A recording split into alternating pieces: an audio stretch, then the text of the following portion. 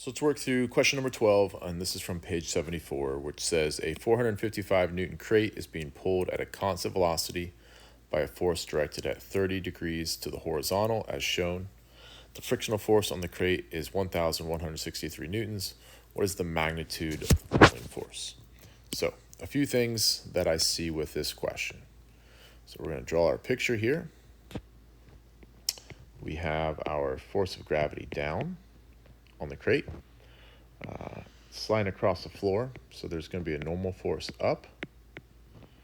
We have a pull force at some angle, call that F, and then we have a frictional force backwards. And what we know is we know that the force of gravity is 455. We know that the frictional force is 1,163. And what I'm going to do is I see that this is going to, I see that this is going to have, this is going to be the force in the x direction, and this is going to be the force in the y direction. And we can't just say that the gravitational force and the normal force are equal. What we do know is because it has a velocity to the right, so this is moving to the right, so there is some velocity in the positive x direction, and we're going to say that this is the positive x. We're going to say that that's the positive y.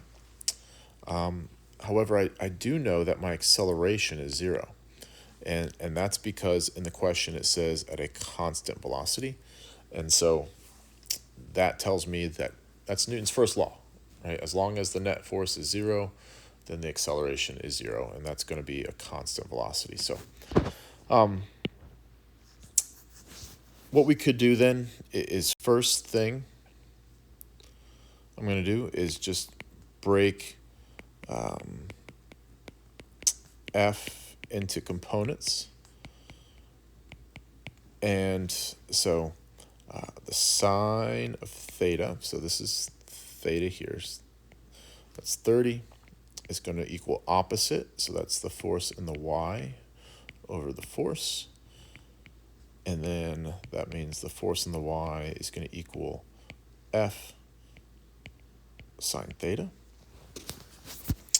And then the cosine would equal the x component over F.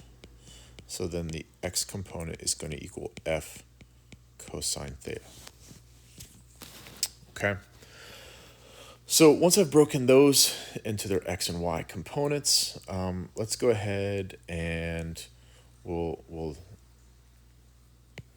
kind of do this over here, and we'll do find F net, right? So the net forces in both directions. So the sum of the forces in the x direction is going to equal Fx minus the force of friction equals mass times acceleration in the x direction. And again, we know that this acceleration would be 0. So from this, then, I could say that Fx equals negative force of friction. And then in the y direction, if we look at it, we're going to have the normal force is up, the y component is up, and gravity is up. So my equation would look like the normal force plus the force in the y minus the force of gravity equals mass times acceleration in the y direction. Again, this acceleration is 0. So the issue with this is I don't know what the normal force is. I know what the force of gravity is, but I don't know the normal force. So I can't really use this, because here's how I see this, right?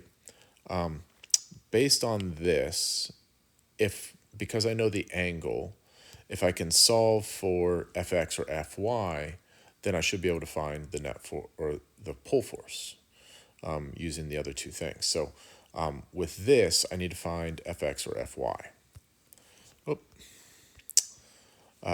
And so when I see this, okay, I know the force of friction, so that gives me the ability to solve for Fx here.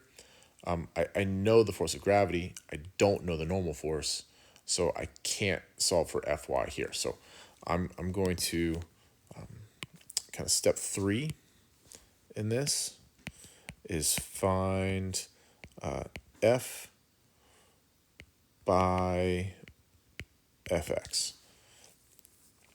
Okay, so I'm going to take this equation here and kind of bring that back down here. And so we know that Fx is equal to 1,163.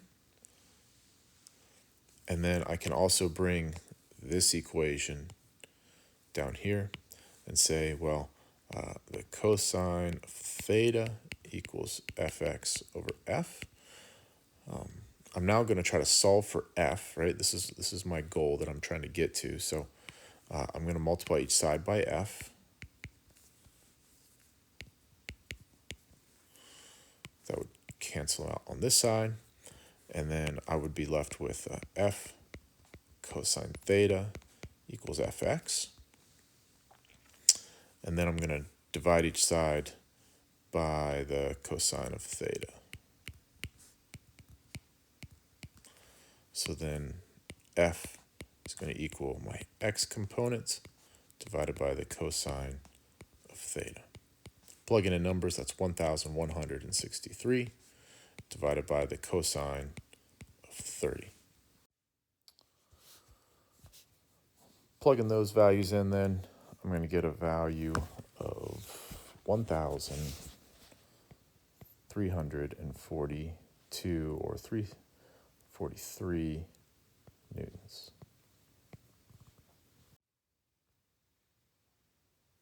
So there you go. That's how you can work through that process. Again, if this was something where it was accelerating, then we could just plug in a value for acceleration and be able to still solve for our x component because we knew our frictional component as well.